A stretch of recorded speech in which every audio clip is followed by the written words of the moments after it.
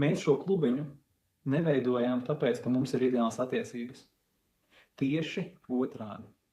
Es augu bez tēva, un jau maziņš būdams sev apsolīju, ka es būšu ideāls vīrs un ideāls tēvs saviem bērniem. Aplauzos, man nesanāca. Man bija līdzīgi, es veidoju attiecības ļoti pareizas, tādām, kādām viņām jābūt. Un kaut kā tā iekšā tā sajūta, neatkarīgi no tā, ka viss bija, ka es tajā visā neesmu dzīvā. Un tad mēs ar tevi satikāmies. Tas bija tāds, jā, savējais!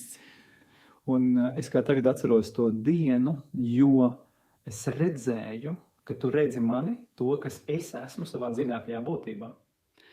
Man savukārt bija tā sajūta, ka Dievs beidzot, es varu būt pilnīgi tāda, kāda es esmu, bez nekādas saspiešanās, izlikšanās, vienkārši es sajūtu, ka tu pilnībā mani pazīsti, jūti, saredzi.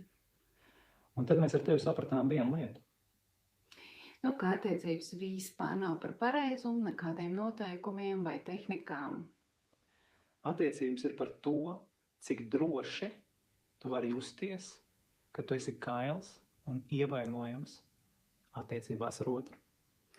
Šajā ievainojamībā mēs ieguvām ļoti daudz pieredzes, kā rezultātā arī radās mūsu klubiņš.